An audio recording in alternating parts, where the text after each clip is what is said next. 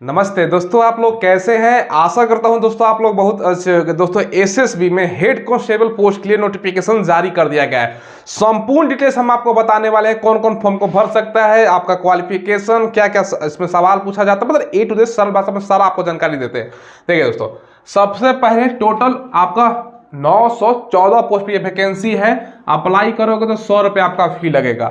इसके अलावा दोस्तों आप एससी कैंडिडेट हो, एसटी हो और दोस्तों फीमेल हो और दोस्तों एक सर्विसमैन हो तो आपको 0 रुपये फी देना होगा। क्लियर है। ओबीसी ईडब्ल्यूएस का और दोस्तों जनरल का पैसा लगता है। अब इसमें अलग अलग प्रकार का पोस्ट है। जैसे दोस्तों आपका हेड कांस्टेबल में कम्युनिकेशन का दोस्तों 578 पोस्ट है। इसके लिए 18 से 25 साल वाले अप्लाई करेंगे। ओबीसी का 3 साल और एससी एसटी को मिलता है छूट, आगे बताएंगे।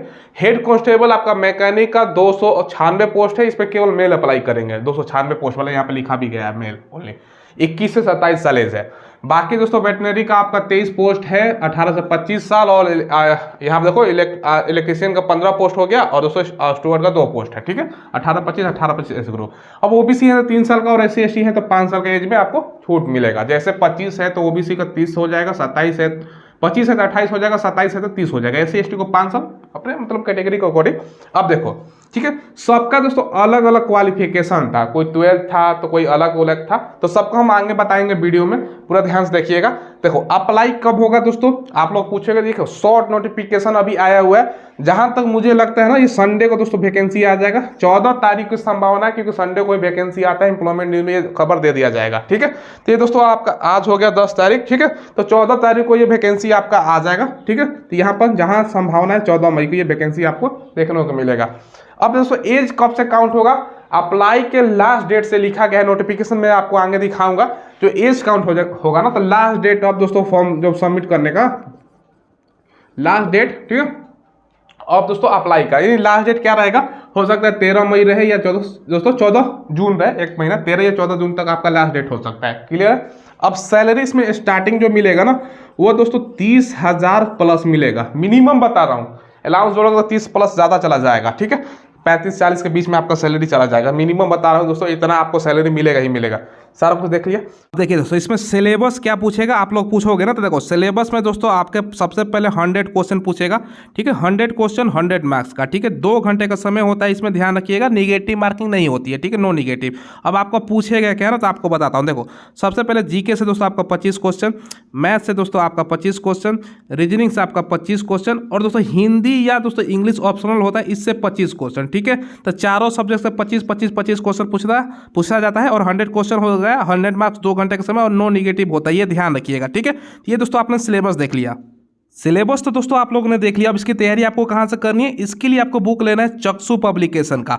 बेस्ट बुक है दोस्तों एसएसबी की तैयारी करने के लिए, सशस्त्र सीमा बल की तैयारी करने के लिए। दोस्तों हेड कांस्टेबल का बुक होने वाला है। अकॉर्डिंग टू सिलेबस दोस्तों आपको सारा कुछ इसमें मिल जाएगा। भर्ती परीक्षा 2023 के जो न्यूनतम पैटर्न है उस पर आधारित होने वाला है। ठीक है, अब इस बुक में आपको 20 प्रैक्टिस सेट और 2450 बहुविकल्पीय प्रश्न मिलेगा। तो चक्षु पब्लिकेशन का बुक है, संपूर्ण तैयारी इससे आपका हो जाएगा प्रैक्टिस सेट से। तो वीडियो के डिस्क्रिप्शन में हमने लिंक डाल दिया, वहां से ऑनलाइन खरीद सकते हैं या नजदीक की दुकान से भी ले सकते हो। अब देखो क्वालिफिकेशन दोस्तों मैं आपको बताता हूं मोबाइल के स्क्रीन पे। तो क्वालिफिकेशन बताएं, यहाँ से आपको नोटिफिकेशन पहले मैं दिखा देता हूँ। Head constable, government of India, ministry of home affairs. ठीक है, आप यहाँ पे देखो, नीचे आओगे ना तो यहाँ पे सारा पोस्ट कैटेगरी वाइज पोस्ट देख लीजिएगा। ठीक है, आप लोगों को पूछते हो ना सर कैटेगरी वाइज कितना पोस्ट है, तो यहाँ से आप लोग देख सकते हो किस कैटेगरी में कितना पोस्ट है। जैसे हेड कांस्टेबल कम्युनिकेशन में 276 यूआर का, ईडब्ल्यू का 57, 94 आपका ओबीसी का, 94 एससी का और एसटी का 57 तक। खुद भी सारा पोस्ट का कैटेगरी यहाँ से देख सकते हो। ठीक है, अब नीचे आते हैं दोस्तों। ठीक है, अब नीचे आओगे ना तो यहाँ पर बहुत सारे बच्चों का कन्फ्यूजन होता है। कन्फ्यूजन क्या होता है ना कि यहाँ पर देखो लिखा गया है ना, वैकेंसी नोट करके, vacancy reserve for ex serviceman.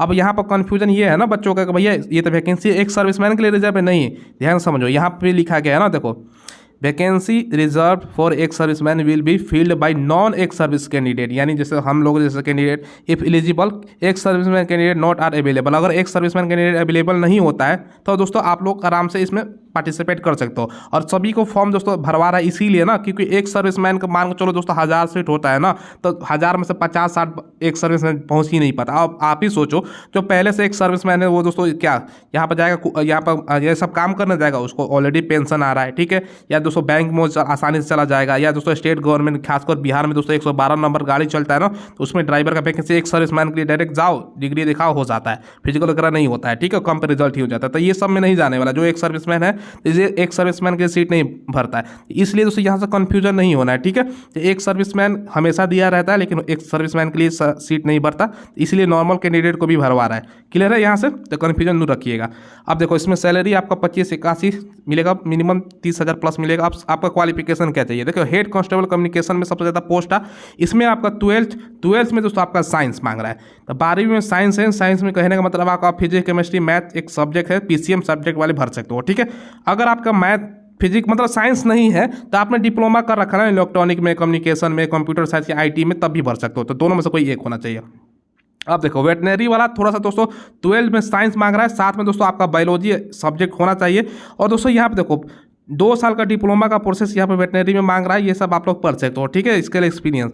बाकी दोस्तों यहाँ पे देखो, यहाँ पर स्टूवर्ट की बात करें ना, तो यहाँ पर मैट्रिकुलेशन 10th मांगा गया है, साथ में आपका डिप्लोमा हो या डिप्लोमा नहीं है ना, तो आपका यहाँ पर कैंटीन किचन का दोस्तों मैनेजमेंट का आपका सब पास ये होना चाहिए, डिग्री होना चाहिए, और प्लस में 1 साल का एक्सपीरियंस तो आप लोग कहीं से जुगाड़ कर सकते हो। बाकी यहाँ पे हेड कांस्टेबल मैकेनिक का सेकंड सबसे ज़्यादा पोस्ट है, तो 10th के साथ दोस्तों आपका डिप्लोमा मांग रहा है ऑटोमोबाइल में, या दोस्तों मोटर मैकेनिक इंजीनियरिंग में, या दोस्तों आपका पास सर्टिफिकेट है ऑटोमोबाइल में, ऑटो मैकेनिकल इंजीनियरिंग में, कोई भी गवर्नमेंट इंस्टीट्यूट आईटीआई वगैरह से, तो ये सब है। बाकी आपका डीएलबी मांग रहा है, वैलिड ड्राइविंग लाइसेंस होना चाहिए, और 2 साल का एक्सपीरियंस आपका तो होना चाहिए। अब दोस्तों इलेक्ट्रीशियन वाले पोस्ट में आपका सेम मैट्रिकुलेशन 2 साल का एक्सपीरियंस और सर्टिफिकेट वगैरह मांग रहा था।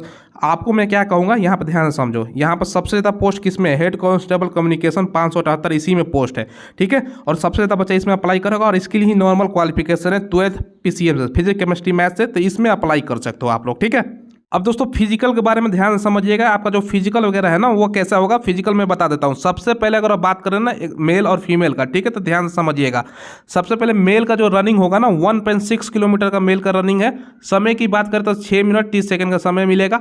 फीमेल का 800 मीटर का मात्र रनिंग होता है, 4 मिनट का समय मिलता है। क्लियर है, मैं स्क्रीन पर नहीं, बोर्ड पर नहीं बता पा रहा हूँ, तो मैं स्क्रीन पर बता देता हूँ आपको, ठीक है। हाइट की बात करें तो ये 165 आपका मेल का, और मेल में अगर आप एसटी हैं तो 162.5। ये जो सब पिछला वैकेंसी के अकॉर्डिंग बता रहा हूँ, हर बार ऐसा ही होता है, चेंज नहीं होने लगा, क्योंकि इस बार शॉर्ट नोटिफिकेशन तो ये सब नहीं दिया गया था, लेकिन पिछला वैकेंसी से हमें जानकारी है ना, तो हम बता देता हूँ, ठीक है। और मेल के बाद फीमेल का 155, और फीमेल में एसटी है तो 150 सेंटीमीटर हाइट। क्लियर है।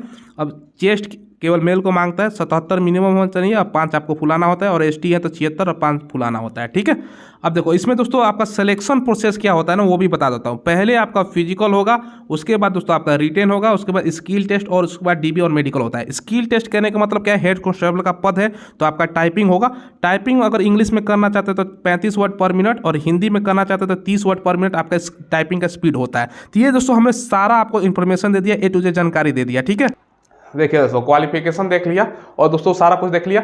अब दोस्तों एक चीज जैसे मैंने आपको बताया, यहाँ पर बच्चों का कंफ्यूजन हो रहा था नोट करके, इसलिए हमने आपको दोबारा मैं बता रहा हूँ।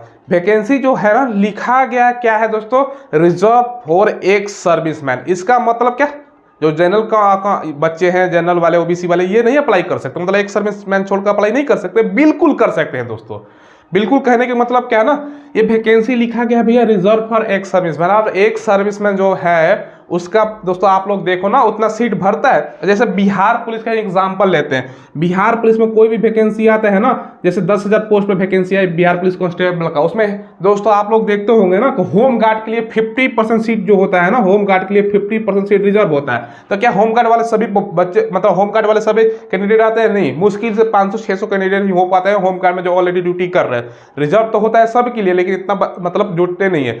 वैसे सेम दोस्तों ये वैकेंसी 914 है ना, तो रिजर्व है, लेकिन इतना कहां से, जो ऑलरेडी काम कर रहा होगा दोस्तों, एक सर्विसमैन होगा, ये दोबारा इसमें जाएगा, वो बैंक का जॉब कर लेगा, बैंक में आसानी से हो जाता है, बिहार पुलिस ड्राइवर में आसानी से हो जाता है, अपने लोकल में काम करेगा, तो भाई इसमें बहुत मतलब इतना सीट नहीं भरने वाला। इसीलिए सभी कैंडिडेट को अप्लाई करने का मौका दिया जा रहा है, तो आपको भी अप्लाई करना है, ठीक है। यही चक्कर में मत पड़े रहिएगा भाई कि हम नहीं अप्लाई करेंगे, तो सबको अप्लाई, सब लिए लोग अप्लाई कर पाएंगे। अब मान के चलो इसमें से 914 पोस्ट है, ठीक है, इसमें से 100 या 200 150 ज़्यादा से ज़्यादा 200 मान के चल, तो 200 मान एक सर्विसमैन ने जॉब ले लिए। एक सर्विसमैन वाला को जॉब लेने के लिए दोस्तों जो आपका ये दिया गया ना, आपका क्वालिफिकेशन, वो भी तो होना चाहिए ना। तो ये दोस्तों सीट भरने वाला नहीं है, नॉर्मल कैंडिडेट ही इसको भरेंगे। बात आपने समझ लिया। तो आप सभी को फॉर्म अप्लाई करना है। जब से अप्लाई होगा दोस्तों हम एक सेपरेटेड वीडियो लाएंगे। इसके अलावा यही नहीं दोस्तों, ठीक है, इसके अलावा दोस्तों हेड कांस्टेबल का, ट्रेड्समैन का भी वैकेंसी 16 से ज़्यादा अलग अलग पोस्ट पे, एसआई का भी वैकेंसी है, ड्राइवर का अलग अलग पोस्ट पे वैकेंसी जारी किया गया। हमने दोस्तों केवल इसमें हेड कांस्टेबल बताया है। एक और वीडियो हमने दोस्तों आपको बनाया है, उसमें हम सारा डिटेल्स है, ठीक है। तो वीडियो का लिस्ट चेक कर लीजिएगा, ठीक है। तो सारा कुछ हमने आपको बता दिया।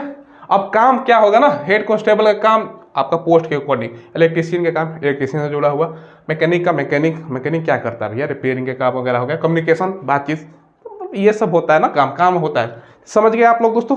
चलो दोस्तों फिलहाल बस वीडियो में इतना ही। कोई सवाल हो तो कमेंट के माध्यम से पूछ लीजिएगा। चैनल को जरूर सब्सक्राइब करके बेल आइकन दबाइएगा। धन्यवाद।